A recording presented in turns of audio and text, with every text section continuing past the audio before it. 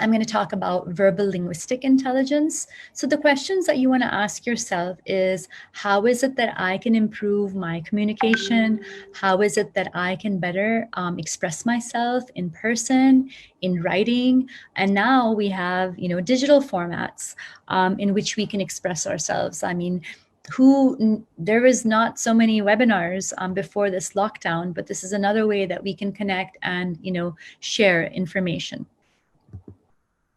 Okay, so when we look at verbal linguistic intelligence in the light of the habits, what I found is that we can some people have a lot of free time on their hands. Some people are saying that they're just as busy as ever. So you know how busy you are, and you will be able to decide how is it that you want to sharpen your saw. But this is a great time where you can actually improve your verbal and your written expression. Communication is something that, is developed over a lifetime, right? But we can always make what we say more powerful when we use a quote. Like I have quotes on most of the screens that I'm sharing with you, whether I'm talking about the habits or I'm talking about the intelligences. So the quotes kind of, give more power to what it is that you say. Same thing with proverbs and idioms. They give you more power with what you say. It gives more weightage to your words. When you can back up what you say with research, sound research, and facts, that also gives a lot of power. And then, of course, there's creative writing, there's poetry, there's lovely, lovely ways that we can continuously over a lifetime improve our verbal and our written expression. Now, in terms of being proactive, you can use the verbal linguistic intelligence to actually advocate very, very easily in this day and age. When we talk about being proactive, we also talk about exercising our competency in our circle of influence, right? So everyone has a large circle of concern. Oh, there's pollution and there's this and there's that. But what is in your circle of influence? What is it when you can share in person? Now, it's limited because of social distancing, but what you can share on the digital platform, either it could be not just posts and tweets, but maybe even blogs, maybe even articles. And how is it that you can actually, or maybe even, take a webinar, how is it that you can advocate for the things that are important for you, the things that you are passionate about, and how is it that you can, increase your circle of influence with that? I took a course in college and it was called Communication in the Human Condition. And really, words are so powerful. And what we speak creates the human condition around us.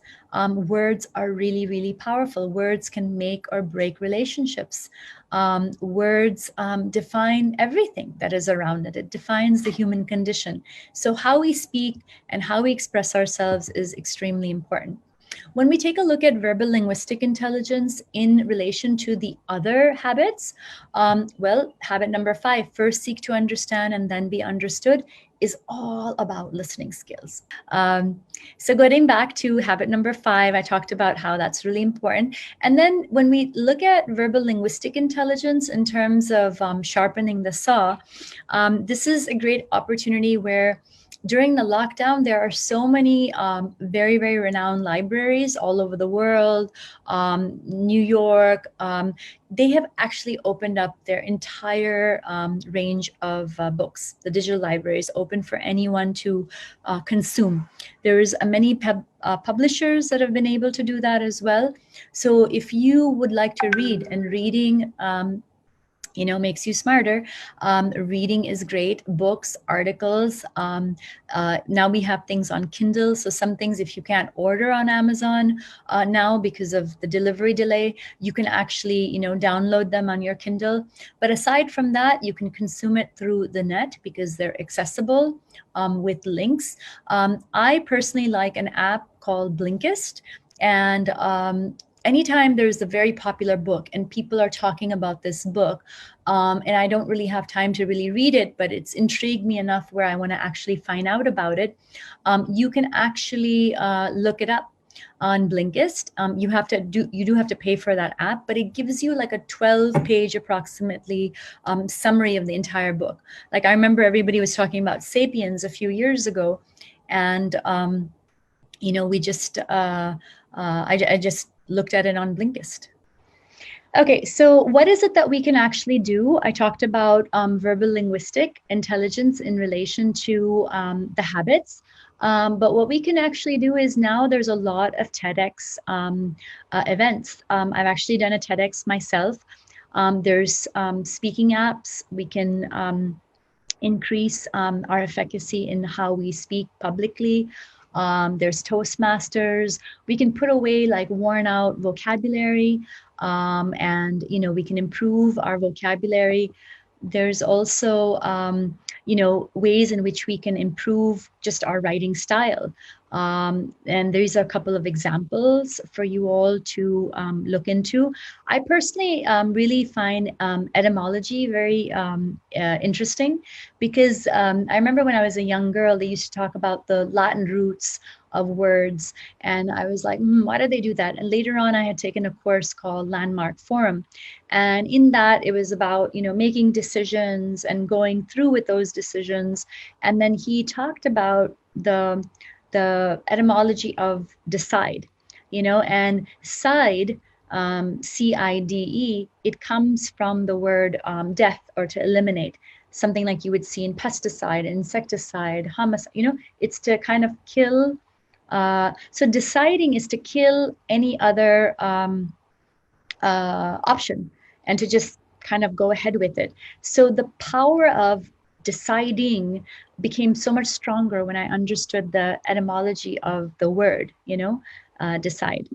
So also, this is kind of an example of a journal prompt that I had done. This is about 6 years ago.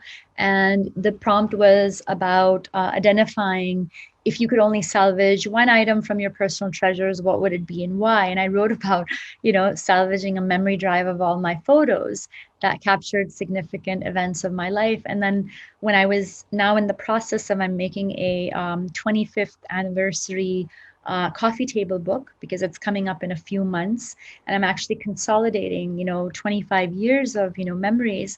And I look back on this journal and I was like, wow, this is why it's so important to me, because all of these experiences have made me who I am.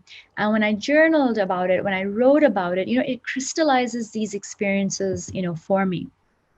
And also what happens is that this happens when I also write an article about something. Say I attend a program at Harvard or whatever, and I come back and I write about it, and I need to share the essence of it. In the process of writing that article, it always helps me crystallize all my thoughts, because it was about the learning, but then it was also about the application and the vision that you have for its implementation. If anyone wants to visit my website for any other videos that I have, articles that I have. I have the entire gamut of multiple intelligence videos and the entire A to Z brain compatible learning videos on my website. I mean, they're also on YouTube as well, but that's kind of an easy way to access them. So if anybody wants to find out a little bit more about brain compatible learning and multiple intelligence, are welcome to visit the site.